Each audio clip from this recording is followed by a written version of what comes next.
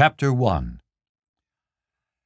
Shortly after 2 a.m., erupting in a flurry of noise and flashing lights on an otherwise quiet autumn night in Rome, 6 armored SUVs from the Italian National Police skidded to a stop in front of the Excelsior Hotel, a magnificent white palace on the Via Veneto.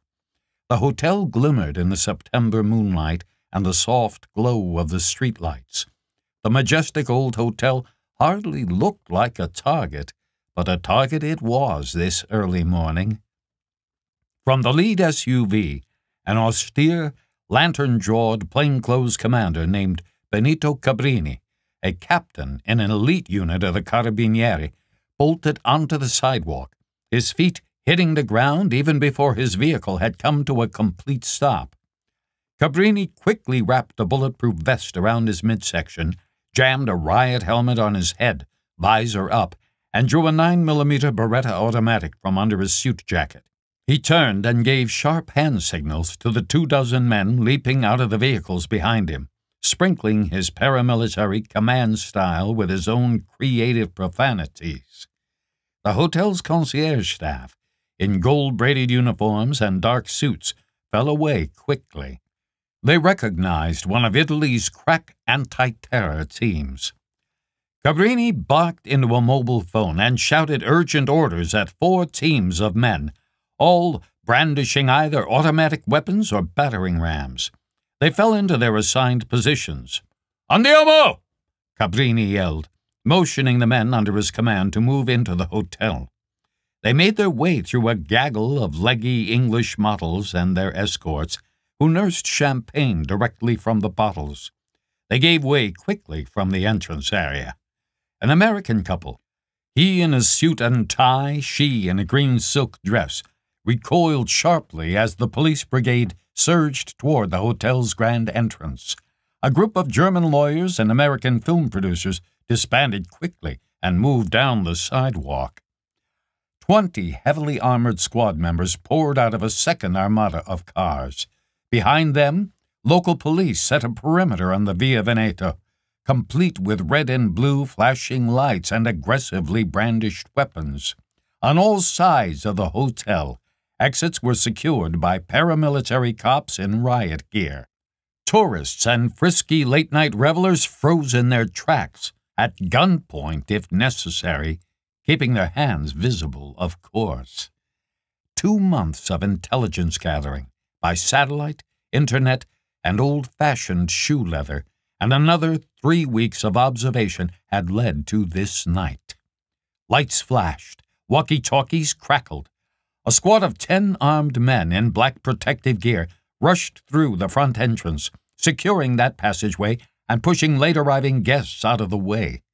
The Excelsior was a monument to turn-of-the-20th century style and anchored Rome's most celebrated avenue, famous for its boutiques and named after Italy's sole victory in World War I.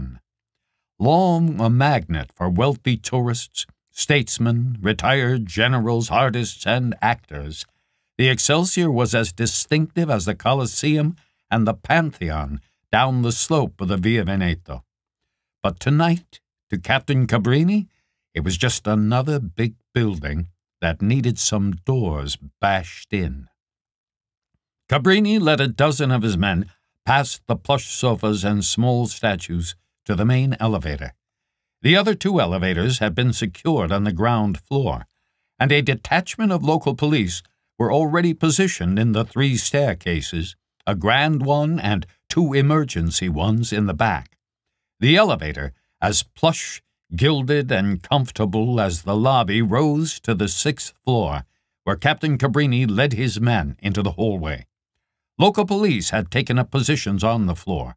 The commander of the local Carabinieri gave Cabrini a pair of hand signals, first to indicate the correct suite, numero 612, and a second to indicate no one had come or gone from the floor since their arrival 15 minutes earlier. "Benissimo," Cabrini snorted softly. "Let's take them." Cabrini arrived at door 612. He was not a man given to gentle entrances.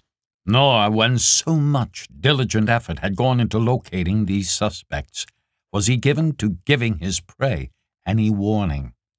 With a gentle hand, he tried the doorknob, stepped back, drew his pistol, and signaled to two men who carried a 5-foot steel battering ram.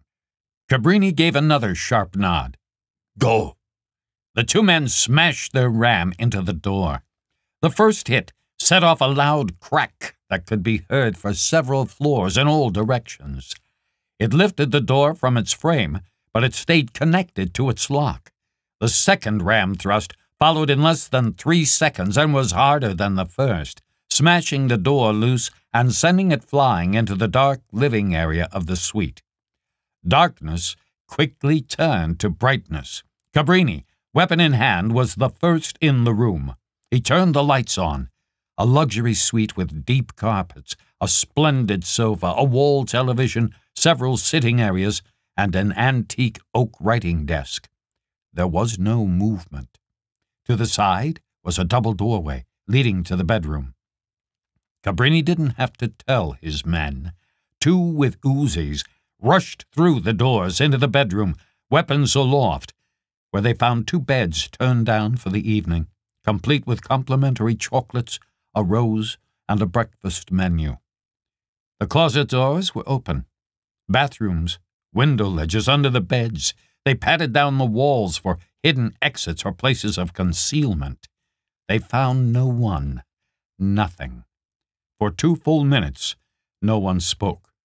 Finally, "Nessuno," said Luigi Rideletti, Cabrini's second in command. "No one." Grudgingly, Cabrini put away his weapon. He stalked slowly around the bedroom, examining everything, working his eyes over the details, large and small, seething.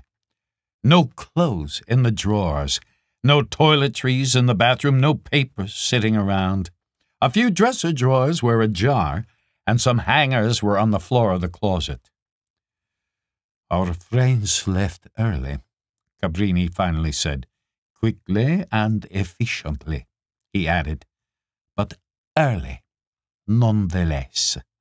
He paused. "Must have had another engagement." None of his troops saw fit to interrupt him. "Coincidence?" Rideletti asked. "They were probably warned," Cabrini said. "Someone was obviously here. Who else other than fugitives behaves like this? Got a tip and ran fast. Have the airports notified, check all flights, though I doubt it will do any good."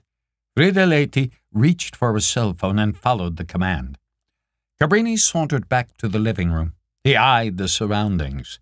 Original paintings hung on the wall. The sofa was deep and new.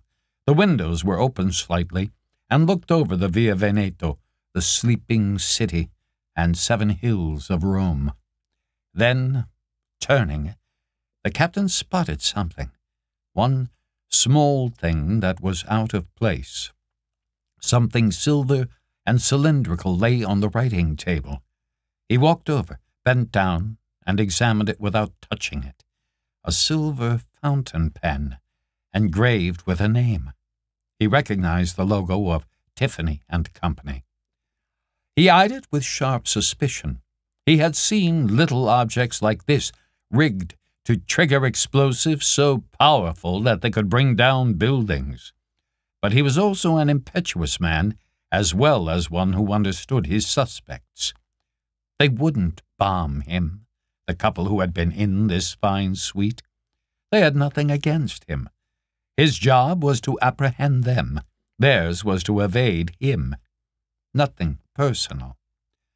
Rideletti appeared at Cabrini's side.